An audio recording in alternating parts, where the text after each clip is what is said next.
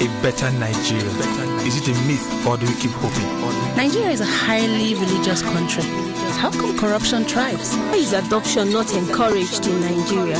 Is there a future for the Nigerian youth? Being rich and famous, is that the only drive to be an artist? What makes a great nation? Is it the leaders? What about the people? This is Answers with Dr. Reju. Good evening to you, listener. This is Answers with Dr. Reju, where critical life issues are clarified. My name is Bobby, and today I'm with a team. We are clarifying critical life issues.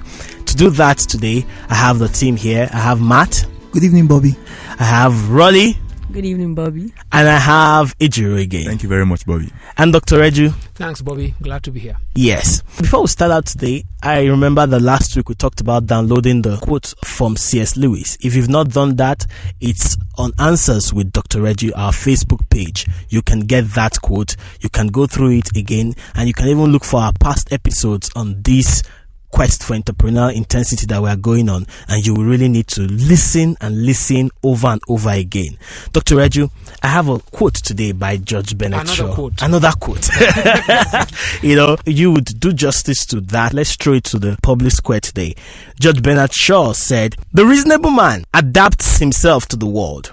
The unreasonable man persists in trying to adapt the world to himself. Therefore, all progress depends on the unreasonable man who persists in trying to adapt the world to himself. That's Dr. right. Reju, can you help us unpack this? It basically talks of the human instinct, because one thing that the human being really needs to first of all understand is, without trying to sound so psychological or whatever, is to see the human being like a machine that has a way it functions. Because the human being has a design. It has a divine design, and the way we are wired, by our Creator, is to actually come to this world and put our fingerprints on it, not the world putting its own fingerprint on us. That's why the difference between where we call developed countries and underdeveloped or developing is the extent to which they have been able to adapt their environment to work for them, not them being at the mercy of their environment. So that's basically what Judge Bennett Shaw is trying to say. What he calls the reasonable man is now what we might call the normal man here. He's cold, he wears a jacket, right? Mm-hmm. He's warm, he pulls the jacket. That's normal, right? Mm-hmm. But the unreasonable man is the one, right, who creates the jacket. Did you get that? Yeah. The unreasonable man is the one who creates the jacket. So, because the one who creates the jacket, a lot of people might have died of cold. Yeah. But he's the one who is trying to, how do I manage this environment? He's the one who would think of heating in times of winter. He's the one who will think of an air conditioner, maybe in summer, in a hot period. So the one we now call the unreasonable. He's unreasonable because his actions are considered unreasonable by onlookers. That's why I said this guy is trying to look at it from an observatory kind of position. The reasonableness is what's common. Progress depends on the unreasonable man. Because it takes effort. It takes swimming against the tide to be able to adapt your environment to work for you. Yeah. It gets to a time in business when they say money works for you. Yeah. You don't work for money. Yeah. That's the unreasonable man. They say, and the one that money works for, he's the employer. He's the one who sets the stage for others to come and play. Others are just players. And you see, there is no how much of it we'll talk about. They will still be very few. But the advantage is societal progress depends on those few people. So we need to have, among the young ones of today, an upsurge of unreasonableness now, in the words of Judge Bennett Shaw. Yeah. I hope you guys get it. Yeah. So that's the point. Everywhere you find yourself, you don't want to go with the flow. It's easier to go with the flow. But you want to swim against the tide. You want to chart new courses. You want to blaze the trail. How can things be done differently? If I'm a pharmacist, the normal thing is, okay, let me get a pharmacy store going, or let me look for a pharmacy that needs to be registered and I get some money and blah, blah, blah. But what else can be done? Those who make drugs are pharmacists too, right? Yeah. So there are levels of thinking. It's going to be unreasonable to onlookers that you think that way. Dr. Reju, Matt, before you come in, a word is vibrating in my head from Judge Bernard Shaw, and that's the word persist. Persist, that's it. Yes. That's where the boys are separated Yes, from the men. are separated. And we've been talking about the desire for normalcy. People want to be normal. Yeah. And anyone that wants to make a difference, Judge Bernard Shaw is asserting that you must persist. You must persist. So, Dr. Reju, I want you to throw more light on that persistence in the light of entrepreneurial intensity. You see, you don't look for oppositions. But when you operate like this unreasonable man, there is no way you and opposition won't collide. So it's not that you are just trying to be persistent. The kind of decisions you make, the steps you take, places the demand of persistence on you. Like somebody told me once that it's as if you like trouble. No, I don't like trouble. It's just because of the way I like to do things, trouble comes. I always throw in the joke that say, you like stepping on people's toes. I said, no, it's not the complete question. There's a step, there's a toe. You should also ask the person, why is your toe there? I don't like stepping on people's toes. It's just that that's where my feet and his toe kind of collide. So it's something we have to learn. In fact, what they taught us growing up is that if you are not seeing oppositions, your decisions are wrong. Your decisions are wrong. If you are not running into brick walls, you are avoiding it. And you won't go far. I always use the example of the catapult. I used to like catapult to shoot down birds. And the longer you resist or you restrict the stone in the sling, the further the thrust. So it's very but if you put the stone in the sling and it will drop here. But you want it to go far, you must first of all resist it. Right? It gets to a point the stone can't wait to go. It can't wait to go. And then you release it, it goes very far. So we don't like opposition. People say there's constructive criticism. I said it doesn't exist. There's no criticism that doesn't cut you if you are the object into shreds. Criticism does not construct. It destroys, and then you pick yourself up. You can now develop thick skin. I prefer to approach criticism from that point. Let it run down like water on the back of a dog. When we are looking for constructive criticism, we are looking for ease. There's no way I'll criticize you that you will feel constructed.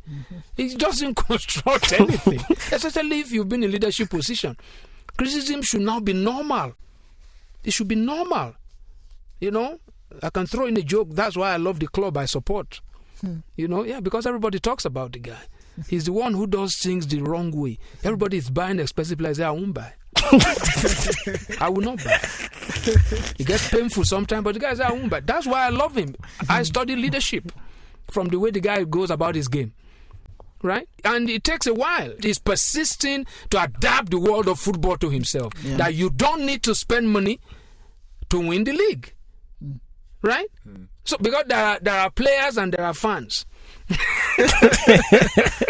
Right? Yeah. Fans are the one, they don't smile to the bank. The players are the one that smile to the bank. Yeah, exactly. I once tell with the player and say, honestly, we don't read the news. Yeah. Say, we don't read the news. We don't check the table until the end of the season. Yeah. We're just looking for the next game. Really, there's really only about 2% of them are committed to any club. Yeah. Yeah. So that's just on the lighter side. Yeah. But the point is, if you're going to do things in an entrepreneurial way, in an adventurous way, you will be alone. And being alone for a human being will bring that persistence. You are so convinced of what you are doing, and you don't want to do it in any other way. Dr. Reju, as you were talking, I was thinking about Steve Jobs. And when he was creating his OS for the Mac, I told him, you see, the problem we have with your OS is, before then, there was IBM and there was Windows. And they told him, this OS you're bringing out is not compatible with the existing operating systems. So how do you want people to use this thing? I can't copy files from another operating system and then use them here. I can't share applications. So what are you really saying here? But what has happened today? Yeah. He told the person asking him then, I don't want them to tell me how my OS... I want to adapt them to my world. Yeah. They have to go and design Windows for Mac. Yes. And you see... Yeah, Office for Mac. Yeah. They have to go. Yeah. That's the point. I don't want to adapt myself to them. I want to adapt them to myself. And if my product is good enough, they cannot ignore me. People that George Banashaw is trying to describe, they are trying to define a new reality that is not known to a lot of people. Yeah. And it's tough. People are convinced about what they know. Like somebody said, I think it was Pat who told me, who criticized this government and said, this guy is just running some economic policies that are medieval. Yeah, because normally people go into government, there are ways they just do the economic policy. It's just a cut and paste. This is a time to really think with the box and not inside it. Put the box is part of the thinking.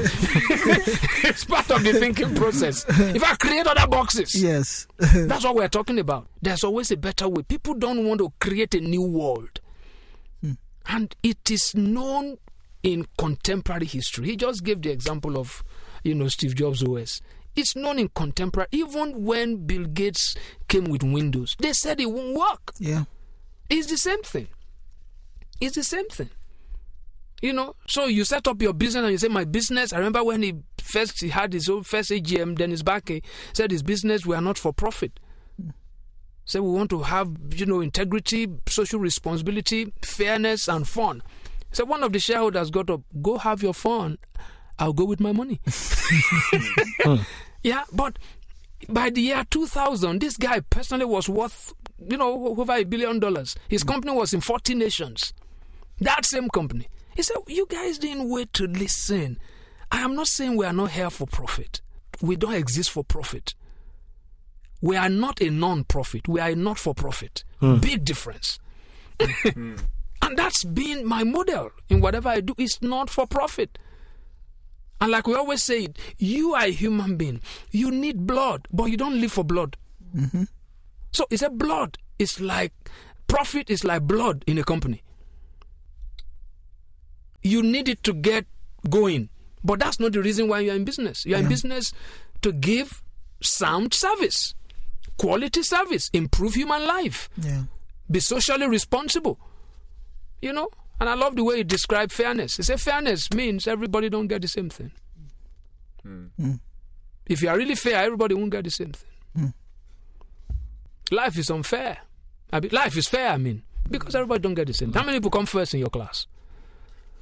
Few people. So that's the way, this thing is. We need to understand the way the human being functions. Last week when you were speaking, Rolake asked the question about leaving a job. Yes, her job. Okay. And, I started wondering, we've been talking about entrepreneurship, and, when you answered the question, it now occurred to me that, they are also intrapreneurs. They are within the organization and they're expected to innovate within that organization. Yeah. Because a lot of people listening to us out there feel, okay, we have to leave what we're doing here and jump. Thank you very much for bringing that, Matthew. To Abuja. Yeah. And let's start something there. But they already have something. Lazy people go to Abuja. I'm sorry. That might not be appropriate for everybody. Yeah. But most people go to Abuja, they are looking for contracts. Exactly. Yeah. So how many people now, out there innovate within that space that's been given to them? It's a new thinking. That will also bring in that persistency. When I joined the bank in 1987, I think I've given the story on this program before. Okay. And I joined the bank and I had to go through all the departments in the bank, and I observed how long people stay in the banking hall. And, the computer age was just coming up, in 1987. And I said, The manager that signs the check last, why can't the manager be inside the cage and just pay directly? And these other things, and we've been reading books then that, I've never seen a scanner before then, where they say you can scan a signature. Never seen a scanner. We just know it. We just know the spelling. You can put a signature. You can put picture on the system. You can do all those kind. You can check the balance. These were things that we were already doing. We were already doing it. But the long story short, I said, why don't we put the manager inside the cage, since the one with the authority?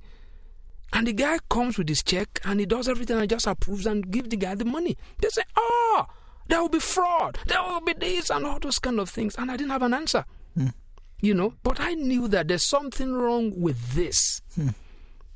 We've spoken about finding fault and fault finders. There's something. You come to the bank. Remember the bank advert of those days about somebody coming to the banking hall and bringing a mat, and you get a tally number. You guys were young, you don't know that one. You come to the banking hall, you get a tally number, and you are there forever. If you are going to the bank in those days, you are going for the whole day. You are going to be banked. They will deposit you. And that was what these other banks came on. GT Bank came, and that's what they were doing. In fact, there are times in GT Bank where the MD comes as a guest teller. When they started in Lagos, the MD comes as a guest teller a day in the week, where the person that pays you is the MD. And I said, I wrote this in my report. I didn't know how it could work, but I remember I wrote this because the check travels. In fact, there's a whole human being who carries the check from table to table, a person. That's his job. So it's always about, within that organization, you can actually innovate. You can, because it got to a point in that same bank, they started a whole department, organization and methods, where they just put people to think. Just think up new products, right? That's where I would have loved to work.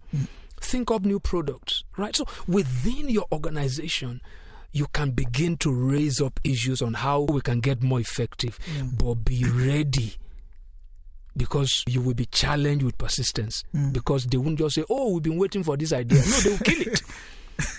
In fact, you might lose the job. Because you're going to fight, the status quo.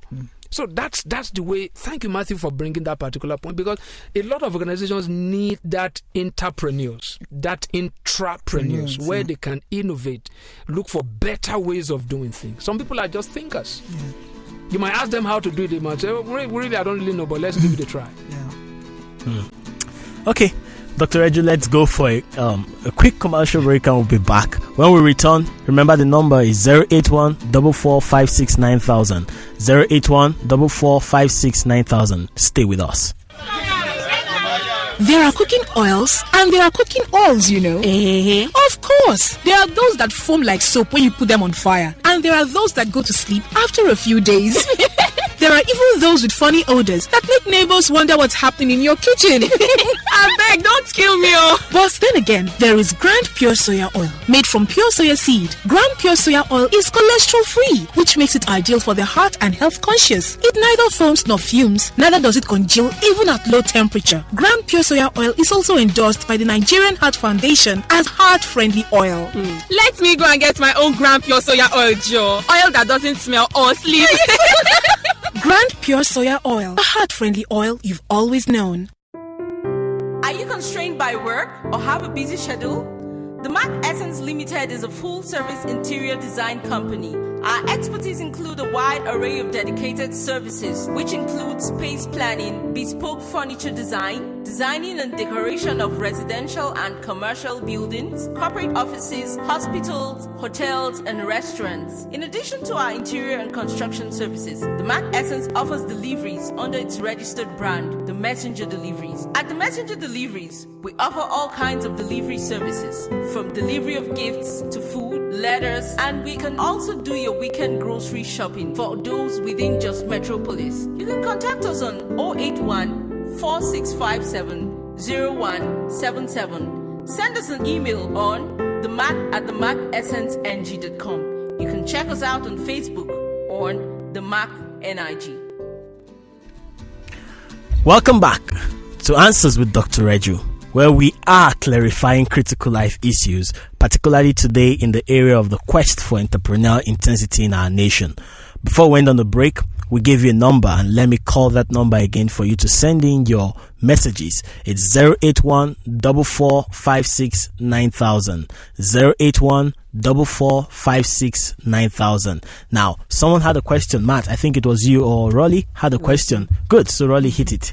All right, sir. Before we went on the break, you were talking about being innovative where you're working instead of quitting your job and running. Intrapreneurship, yes.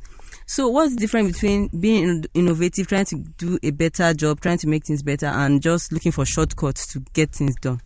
No, innovation doesn't cut it short. In fact, it can make it longer, but definitely it's going to make it more effective. Okay. So innovation is not looking for shortcuts. Okay.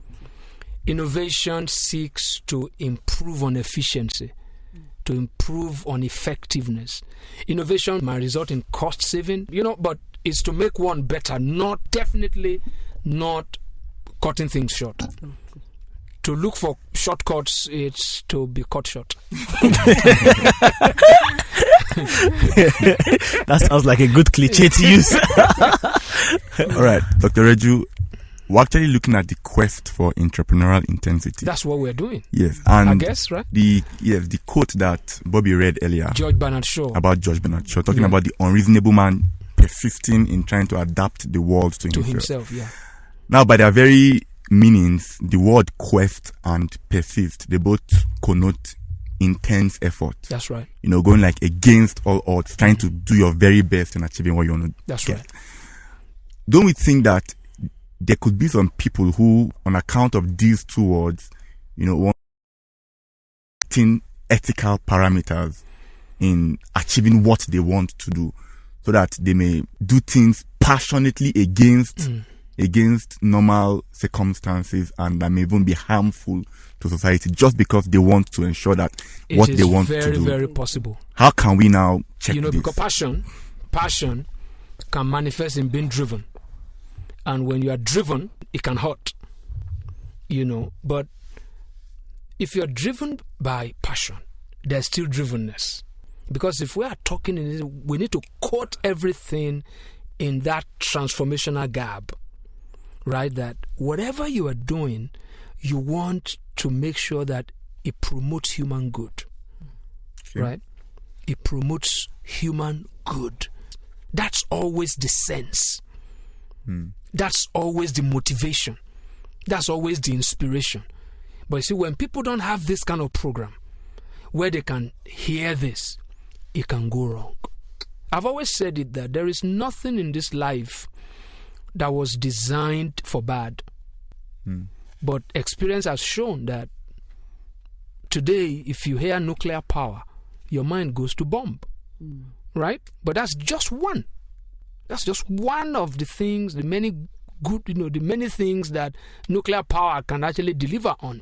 So it requires that particular environment, of mentoring. That's the reason why most entrepreneurs, they actually have role models. They might have read a book, had somebody's story, but it might be totally different from what the person did. But it must always be something that promotes human good. Because the reality, Ejiro, is that it can go bad. It has often gone bad. Many times they don't have this kind of a program that can really educate, that can give information. Because, again, this is very important, because people have seen it gone bad, they actually shrink back. And they deny the society again. So they said that they don't want to hurt, they never bless it. And we said on this program about partnership, that balances it out most of the time. It's also been proven that people who do the most dangerous jobs are the ones who understand partnership the most. If you look at the world, the strongest unions are those who do very dangerous jobs. Pilots, their unions are bad. The moment the plane crashes, the pilot's union rise up, especially if the pilot is alive. The first thing they want to do is because somebody has to take responsibility. The first of all want to check, was the plane okay? Even in football, who does the most dangerous job? Who cannot afford to make a mistake? Is the goalkeeper. They are the ones with the strongest union. You know, every aspect of football, they have unions. Their union is the strongest. And if you look at it, this, for you to know that I follow football. Today now, if a goalkeeper collides with a guy who wants to score, he no longer gets a red card. Yeah, he no longer, from this season, he no longer gets a red card. Yeah, he only gets a yellow. So those are the kind of things. But it has been seen to have gone bad. It has hurt people. But that something can go bad, it only tells me that as an adventurer, something. It only says that it can go well. Okay, Matt, do you have any follow-up before we wrap up today? Okay, yes. There are entrepreneurs out there. They are already on this journey. And hearing this, they will want to see how they can promote this culture of innovation in the organization. And I know you're a proponent of Dennis Baki's ideology with regards to business. So I would want you to share a little about those attributes that should be shared within an organization to promote that innovative culture amongst employees. You know, there's something that actually wraps this up. It's called stewardship. It's being personally responsible. Dennis Baki promotes a culture where each section, they have very liberal way of taking decisions. Decision making is not centralized, it is decentralized, because it believes that human beings are primarily decision making beings. When you want to get the best out of a human being, put that person in an atmosphere where he can make decisions and be taught to be responsible for his or her decisions. And that's what human beings don't like. Right? So we have seen, we see a society where they say good people, that person is good. Why? Just tell him what to do, we do it. That's bad. According to Dennis Baki. That's bad. But you know, our whole system is structured that way. Let me put it in the Nigerian context. What we have in Nigeria, we've made the example before about over-centralization of power. That's the reason why this country is poor. It's only in Nigeria where you have a state government that has a parliament, right? They make laws and they don't have an organ to enforce the laws. It's an anomaly. Every power is now invested in a little setting of the federal executive. It doesn't work. Nigerians don't know how to take decisions. We don't know because it's not enough. From home, our parents take decisions for us. I've had a mother who said, my son, this person is calling my son, is over 30. My son, I told him the course to read in school. So I will tell him the wife to marry. If you come to work with Dennis Baki, you know what he does? You fix your salary. But you work for it. Because you're going to pay yourself. If you need to reduce it, nobody will tell you. But if I tell you to fix your salary, and then you think I'm the one that's going to pay you, you are in trouble. And we are also watching. The day you begin to compromise what the company stands for, we know how to remove it. Promote yourself and generate the resources to sustain it. If you tell me you want all your staff to get 100% raise, there will be no objection. In fact, I will be happy. All right, Dr. Red, thank you so much for an enlightening discussion today. Thank you, Ejiro. Thank you, Rolly, and Matt, of course. Thank you, Bobby. And thanks to the guys who work behind, Gideon and Daniel. Have a great evening.